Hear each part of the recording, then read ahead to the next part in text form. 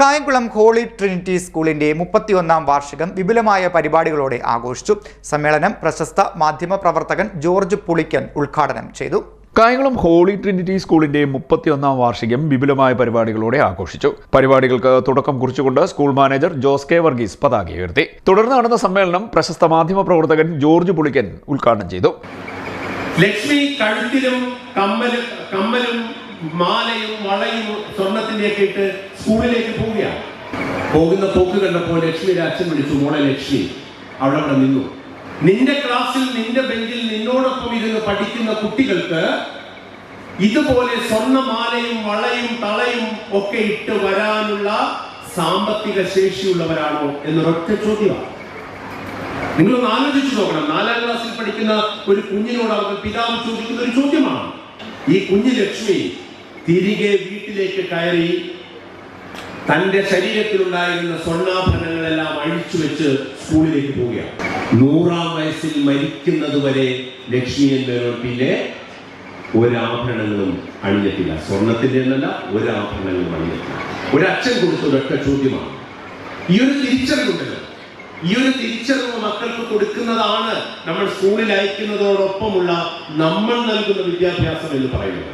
നിങ്ങൾ മക്കളുമൊക്കെ ടെക്സ്റ്റൈൽ ഷോറൂമിൽ പോകുമ്പോൾ, മറ്റു സ്ഥലങ്ങളിലൊക്കെ പോകുമ്പോൾ, ഓരോ സാധനങ്ങൾ വാങ്ങുമ്പോൾ ഇത്ര വിലയുള്ളതാണ് എന്ന് പറയുമ്പോൾ അത് എടുത്തോളൂ എന്ന് വളരെ ലാഘവത്തോടു കൂടി നിങ്ങൾ പറഞ്ഞു കൊടുക്കുമ്പോൾ മക്കളെ, നിങ്ങൾക്ക് മാതാപിതാക്കളോട് പറയാൻ കഴിയണം, എന്റെ ക്ലാസ്സിലിരിക്കുന്ന എന്റെ പ്രിയപ്പെട്ട കൂട്ടുകാരന് ഇത്തരത്തിൽ വിലയുള്ള പാന്റും ഷർട്ടും ഒന്നും ധരിക്കാനുള്ള സാമ്പത്തിക ശേഷി ഇല്ലാത്തവനാണ്, അതുകൊണ്ട് എനിക്കും ഇത്രയും വിലയുള്ളത് വേണ്ട എന്ന് പഠിക്കുന്നിടത്താണ് നമ്മൾ സ്കൂളിൽ പഠിച്ചു എന്നൊക്കെ നാട്ടുകാർ പറയാൻ പറ്റുക.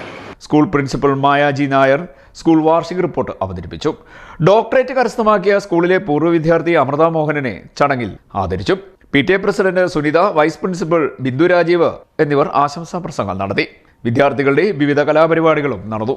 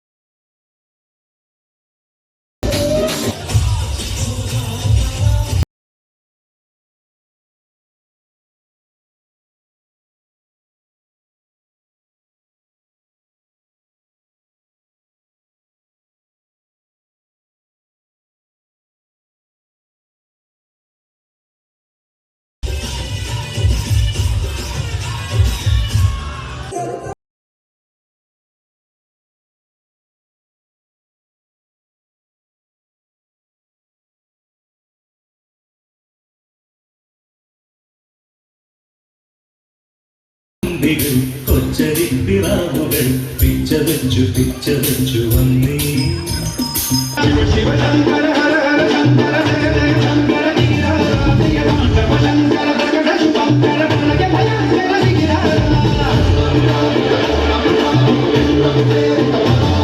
CDNet news, Kayamkulam.